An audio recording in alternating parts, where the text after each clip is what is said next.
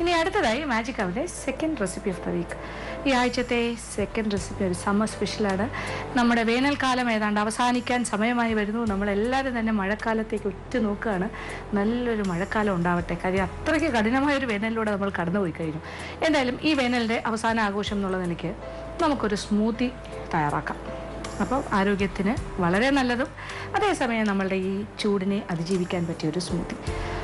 നമുക്ക് ചുറ്റുമുള്ള കാര്യങ്ങൾ വെച്ചാൽ നമുക്ക് ചെയ്യാൻ പറ്റുന്ന കാര്യം, ഇതൊരു ഓറിയൻ്റൽ സ്മൂത്തിയാണ്. ഓറിയൻ്റൽ സ്മൂത്തി എന്ന് പറയുമ്പോൾ ഓറിയൻ്റൽ ആയിട്ടുള്ള ഫ്രൂട്ട്സ്, നമ്മളെല്ലാം ഒരു ഓറിയൻ്റൽ ഭാഗത്ത് ജീവിക്കുന്ന ആൾക്കാർ തന്നെയാണ്.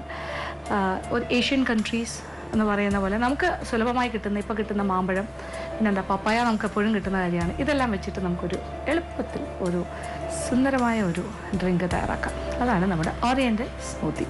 ഇത് എങ്ങനെയാണ് തയ്യാറാക്കുന്നത് നോക്കാം. ഇതിന് വേണ്ട ചേരുവകൾ എന്തൊക്കെയാണെന്ന് നോക്കാം.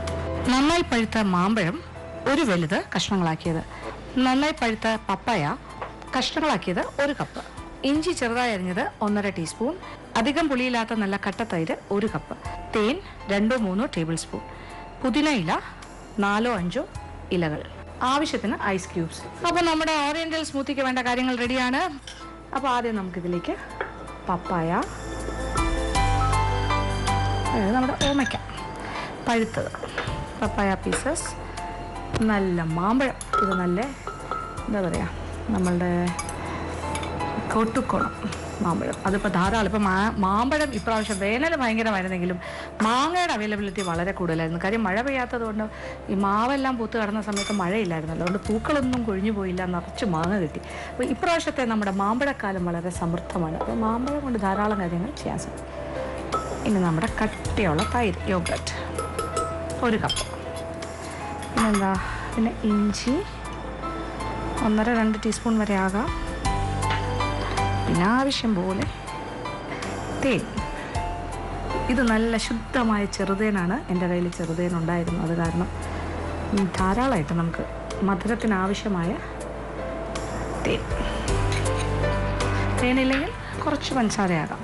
അതല്ല ഇതൊന്നും വേണ്ട, മധുരം ഇതിലകത്തുള്ള മധുരം മതി എന്നുണ്ടെങ്കിൽ പഞ്ചസാരയും വേണ്ട തേനും വേണ്ട. ഓക്കെ, അത് കുറച്ച് പുതിന ലീവ്സ്, പുതിന ഇല 4-5, പിന്നെന്താ, പിന്നെ കുറച്ച് ഐസ് ക്യൂബ്സ്, ഐസ് ക്യൂബൊക്കെ ആവശ്യാനുസരണം.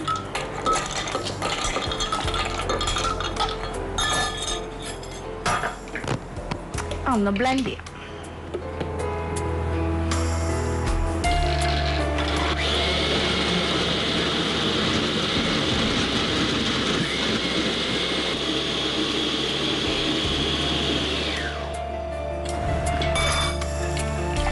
കുറച്ചുകൂടി ഐസ് ക്യൂബ്സ് ആകാം.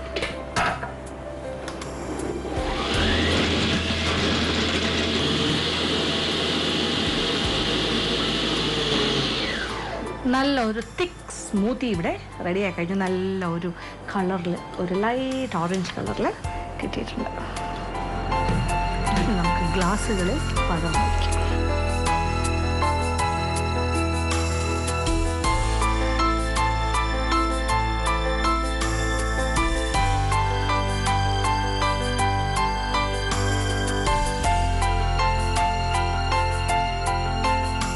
ഇതിൻ്റെ ടോപ്പിക്കിൽ ഒരല്പം തേനും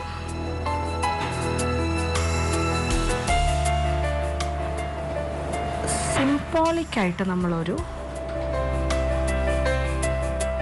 പുതിന ഇലയും കൂടി വയ്ക്കും.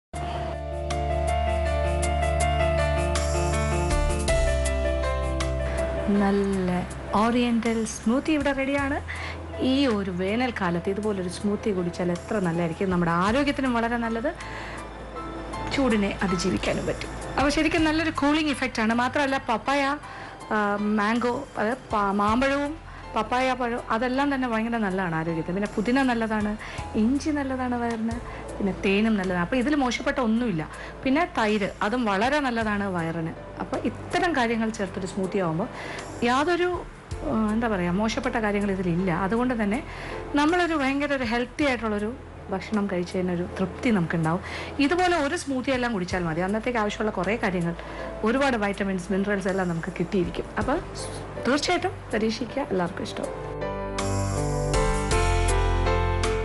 ഇന്നത്തെ എപ്പിസോഡോട് അവസാനിക്കുകയാണ്. വീണ്ടും പുതിയ വിഭവങ്ങളുമായി മാജിക് അവനിലൂടെ കാണാം.